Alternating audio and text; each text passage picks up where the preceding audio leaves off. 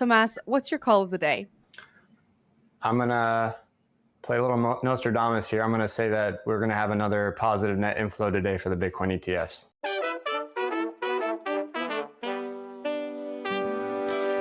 Happy Monday. It's May 6th, 2024, and this is Markets Daily, a show where we get into the minds of some of the smartest and most experienced investors, traders, analysts, researchers, CEOs, and anyone with a smart or hot take. I'm Jen Sanasi. Before we get into our discussion today, let's take a look at what's going on in the markets. Now, Bitcoin has erased last week's losses. Prices are up across the board. Of course, we saw Bitcoin make a recovery on Friday as we got cooler than expected U.S. April jobs data, erasing concerns about higher interest rates. Following that report, market participants saw a 68% odd for at least one rate cut by September. That's according to CME FedWatch data. If we take a look at prices now, Bitcoin is just under $64,000 and Ether is up over $3,100 as of 8 a.m. Eastern time. And the CoinDesk 20 index is up almost 1.5%. And on the ETF front, I have to say a big milestone for Grayscale. They saw their first daily inflow after bleeding billions of assets. All right, let's make sense of what's going on in the markets this morning with Kraken head of strategy, Tomas Perfumo. Tomas, welcome back to the show. Hi, thanks for having me. Of course, thanks for being here. Now, since you've been here, we do this fun thing where I ask you your call of the day. So let's just kick it off. Tomas, what's your call of the day? I'm going to play a little Nostradamus here. I'm going to say that we're going to have another positive net inflow today for the Bitcoin ETFs.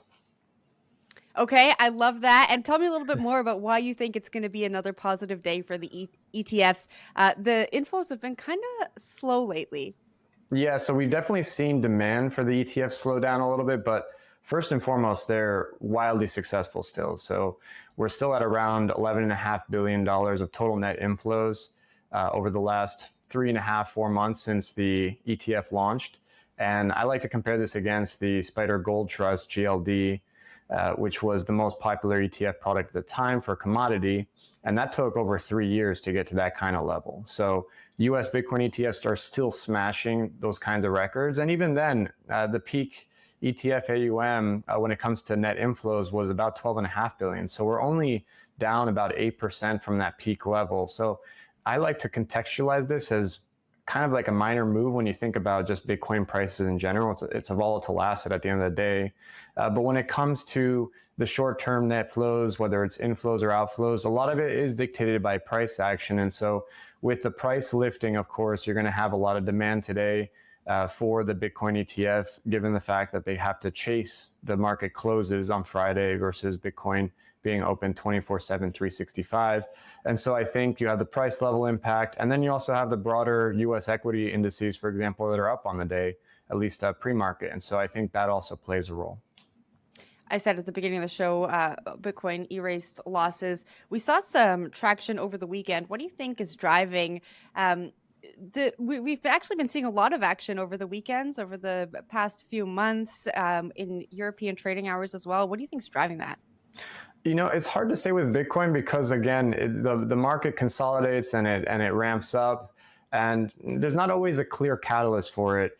I think from my perspective, when you think about the ETFs, because they've been such a powerful narrative, when it comes to the actual flows themselves, they occur mostly during the weekdays, right? They're not active on the weekends, given the fact that the markets are closed in the equity markets here in the US, for example. And so that might be one factor at play here. But also, let's contextualize this a little bit as well. So when I've looked at prior halvings, for example, or cycles, usually the price as of the halving date or within 30 days, the low of that price represents the low of the entire 4-year cycle, which is pretty interesting. And so if you believe that to be the case here, we've only had a drawdown of roughly 9% from the price on the halving date down to the lows that we saw last week, and we're already rebounding back up. And even then, the volatility on Bitcoin is in the low 50% right now on an annualized basis. And that's quite low compared to historical standards when it comes to a lot of price action. So there isn't much signal to say that anything is like a massive departure from what we've seen in the past with Bitcoin. Where do you think the price of Bitcoin is heading?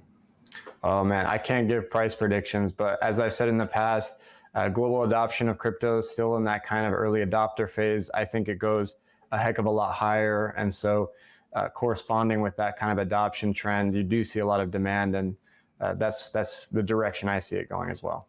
I will always ask for a price prediction. I don't always get them, but I just got to ask. Okay, I have to ask you another thing. On the topic of ETFs, we saw Hong Kong launch ETFs over on that side of the world. I know CF Benchmarks, which is a Kraken company, predicts that $1 billion in assets under management will be in the Hong Kong ETFs by the end of the year. Why do you think they've had a seemingly slow start? The Hong Kong ETF versus the US Bitcoin ETF when it comes Yeah. to like AUM. It's just really a market size question at that point. When you think about the US equity market, it's massive compared to most other countries, and particularly Hong Kong, which is a much smaller population. So definitely not unexpected to see big differences between what US equity markets show when it comes to ETFs and then any country abroad. Both in terms of size and style. You know, the ETFs, for example, are a very popular and well understood product in the US, maybe not so much abroad. All right. The summer months have been historically kind of boring, right? There have been lower investor returns, especially in crypto markets. What do you think is going to happen this summer? Do you think it's going to be similar to the summers of the past? June to September going to be boring. Everyone's going to be on vacation, not paying attention to the markets. Yeah, I mean, this usually happens in equity markets too. Everyone calls it sell in May and go away. And so I think with crypto, it might be a little bit different, only in the sense that you have some catalysts coming up that I think are, let's call it on the time horizon of the next 3-6 months. And so you do catch some of the summer here. Of course, the ETF for Ethereum and the decision around that is coming up in just about 2.5-3 weeks. And so that's going to be an important one as well. And any follow-on action or activity with respect to that, which I think may extend into the summer, of course, whether it's approved or denied. And then beyond that, you know, you still have kind of what I call like the dark horse when it comes to a lot of the venture investments that were made 3-4 years ago coming to fruition. These things typically mature over 3 to 4 year cycles. And so to the extent that we see any kind of real pickup in adoption or trends with those new applications, that might prove interesting. And I've heard a lot of rumblings, for example, in GameFi, which received a ton of funding in the last cycle. And so perhaps we see some kind of a mystery event that we weren't expecting, much like DeFi summer several years ago. You're not the first to bring up the GameFi theory on this show, so I want to come back to it in just a second. But let's go to the ETH ETFs now. Do you think we're going to see an approval in May?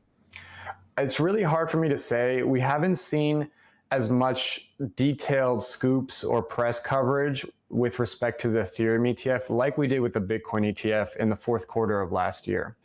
I will say that some analysis I've done on the Grayscale Ethereum Trust, ETHE, given the discount to net asset value on that one, I think the market's pricing closer to a 25% odds that it gets approved in 3 weeks. Of course, if you think of it, you know, if you believe that it's going to get denied, the eventuality of it getting approved, I actually think is much higher. I think the market's pricing well above 50%. Given today's price on ETH when the Grayscale Ethereum Trust. And so we'll have to see. I think the important thing here is that the market's already seemingly pricing in expectations that it might not happen, or it's less likely to happen.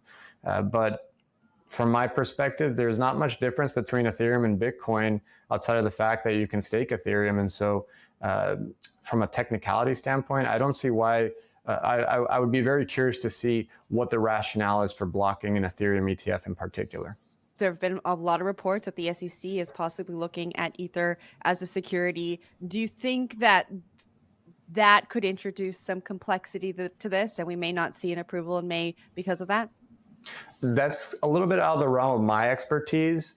I think this is also a reflection of some of the ongoing uncertainty when it comes to the regulatory side. So, of course, you already have the CME, for example, that's been trading Ethereum futures for several years now, and they treat Ethereum as a commodity.